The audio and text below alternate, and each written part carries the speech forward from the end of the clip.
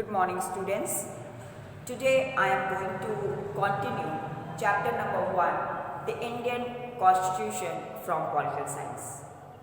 And today I will discuss with you the Indian Constitution and its key features. But today I will discuss with you only two key features. Number 1 is federalism and number 2 is parliamentary form of government. Alright.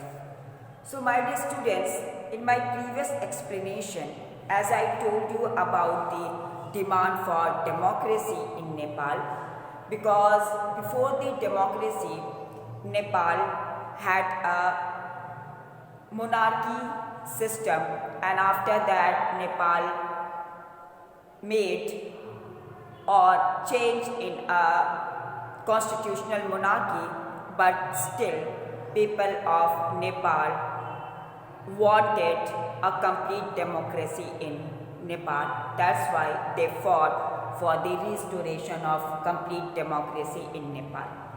And after that, in one storyboard, I had discussed with you about the inequality in the classroom, where monitor dominated to those boys who were silent and not able to raise their voice against the monitor.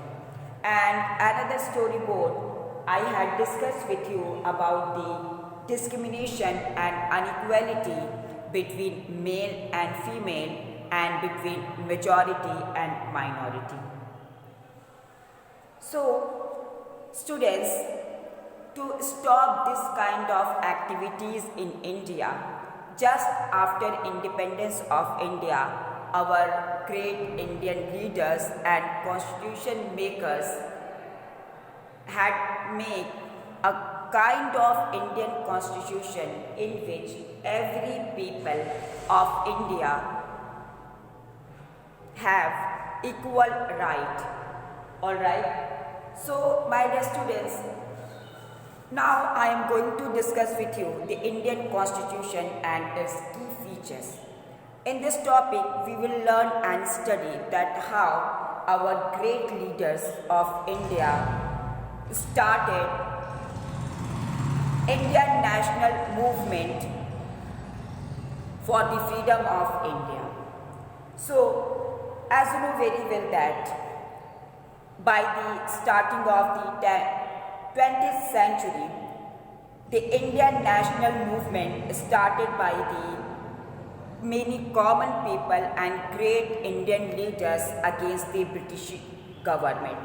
Because you know very well that British had ruled over India from number of decades, and people of India were suffering a lot of problem related to equality, related to discrimination, and that time our Indians had no any kind of right. They cannot participate in election, number of things which we can see before the democracy of India.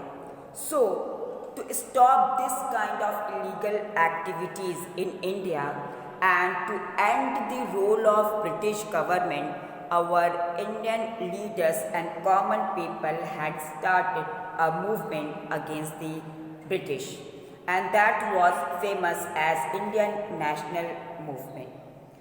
So, as you know very well that after independence, our government and great leaders planned a number of policies, rules and regulations to provide equal right to every citizens of India. Because you know very well that under the British, our Indian people forced to obey rules that they had very little role in making. And after the long experience of negligence under the colonial government or the British government, our Indians had learned number of things. That's why they had make a constitution in which they wanted to give equal right to every citizens of India, whether they are belong to the upper caste, lower caste, male, female, Hindu, Muslim, Sikh, Isai, anyone. Alright? So, to provide or to give this kind of opportunity and this kind of rights to every citizens of India, our Indians made a group of around 300 people who became members of the Constituent Assembly in 1946 and who met periodically for the next 3 years to write the Indian Constitution. But students, to write Indian Constitution for every citizens of India was not a very easy task. It was very huge responsibility in front of our members of Constituent Assembly, because India was and still is a country of number of different people, and people who are living here and who will live there that time, just after independence of India, people followed different rules, regulation related to the particular religion, and they had own faith, and still they had different faith, etc., etc. So this is a very difficult task to provide every citizen equal right according to their religion, according to their point of views, according to their thoughts. Okay? And the partition of India and Pakistan was an great example in front of our constitution maker, because the division of India and Pakistan was based on religion or religious differences between Hindu and Muslim. So, whatever remained people still was that time in India like Muslim. Our constitution maker also wanted to give those section of the community or society equal right. Alright? So all of these issues played on the minds of the member of the Constituent Assembly as they drafted the constitution. And that time, number of states who were ruled by the prince were still not part of India, and it was also a huge task to make a part of India. So students, these were the problems which was in front of constitution makers of India, and on the basis of all these problems they had started to write our Indian constitution. So my dear student, to stop this kind of things in Indian or from Indian subcontinent, our constitution maker start to write constitution. On the other hand, a national issue which was the poverty, that was also a great problem in front of our Indian constitution makers, and they wanted India a well-developed socio-economic country.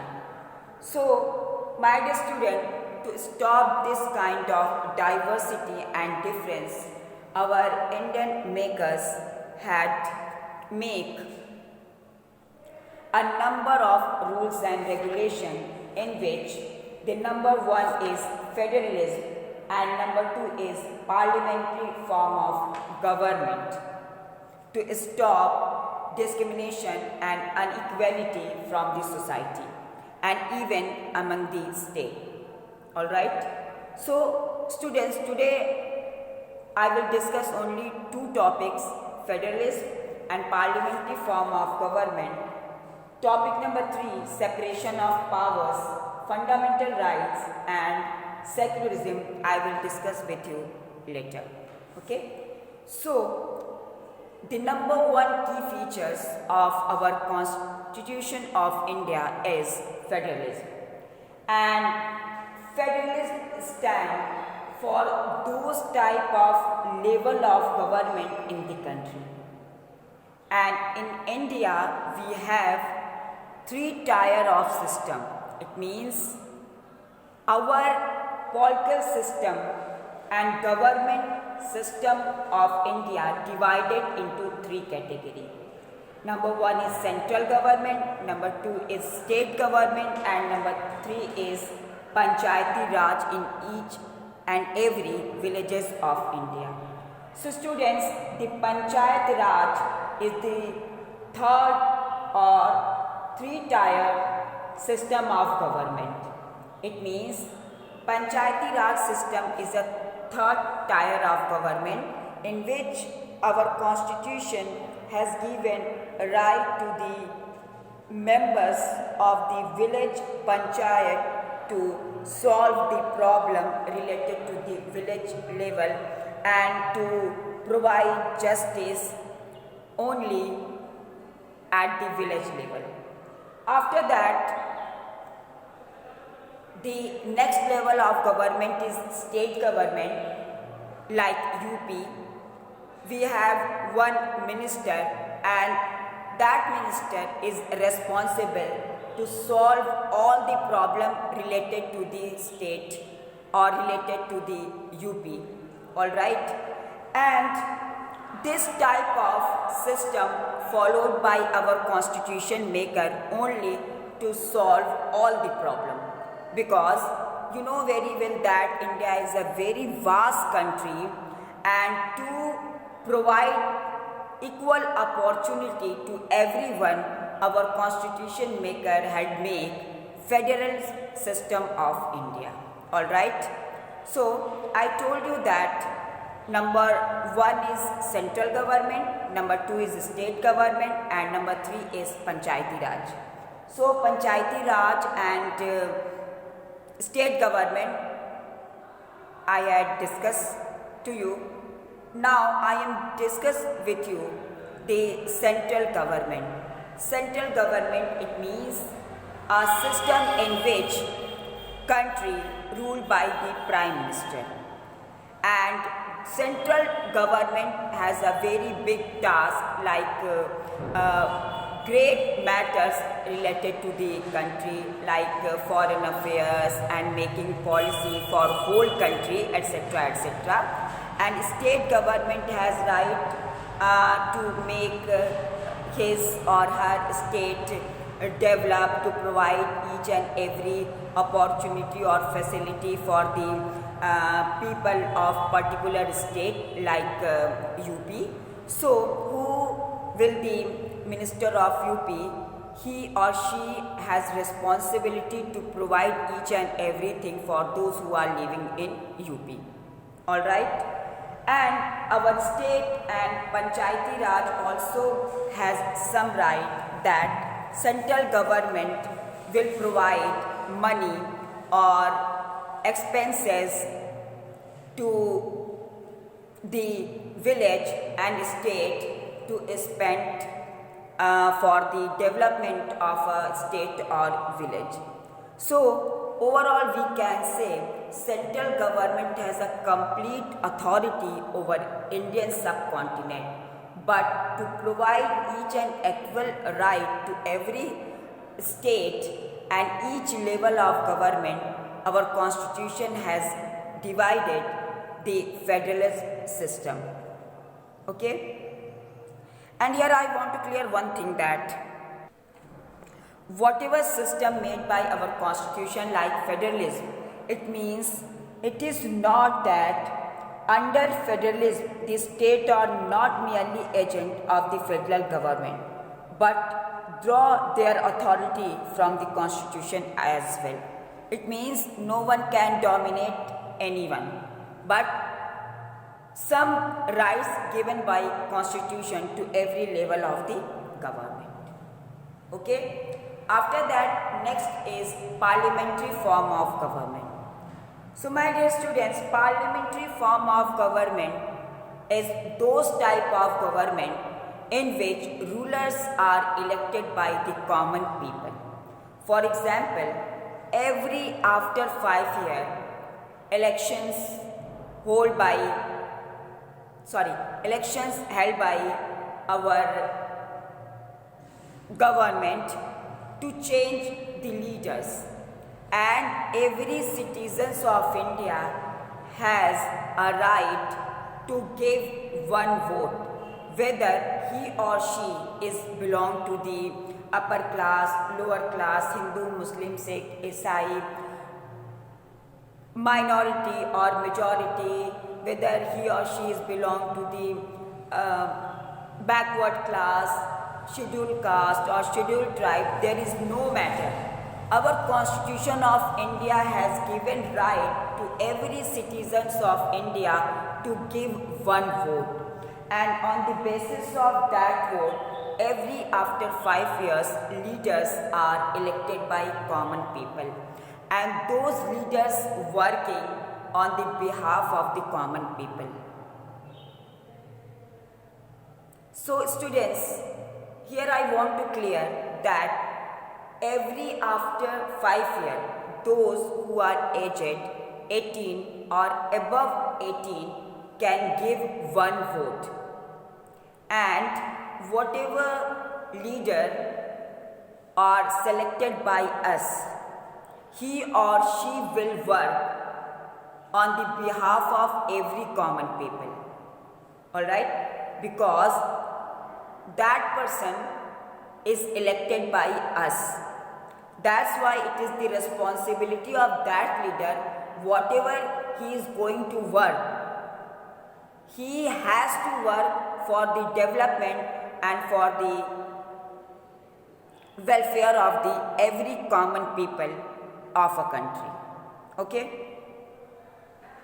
And students, this rule is drafted by our constitution maker only to reduce, even to stop clutches, differences and number of problems among the member of the society like Hindu, Muslim, Sikh, Isai, upper class, lower class, male and female.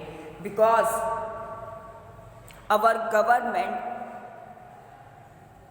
whatever made by our constitution, and according to the constitution our government has to work also, whatever elected by us. It means whatever universal adult suffrage given by our constitution, it means one vote by one people is given to all the people only to break or to stop the clutches or difference of traditional caste, class and gender hierarchies. And also our constitution makers wanted to stop king rule, which was very dominating. Okay? It means the people of India have a direct role in electing their representative. And every citizen of the country, there is no matter whatever his or her social background, can also contest in election. And these representatives are responsible to the people or for us. Okay? Alright. So students, for today's that's all. And in my next explanation, I will discuss with you separation of powers, fundamental rights and secularism. Alright. Thank you and have a nice day.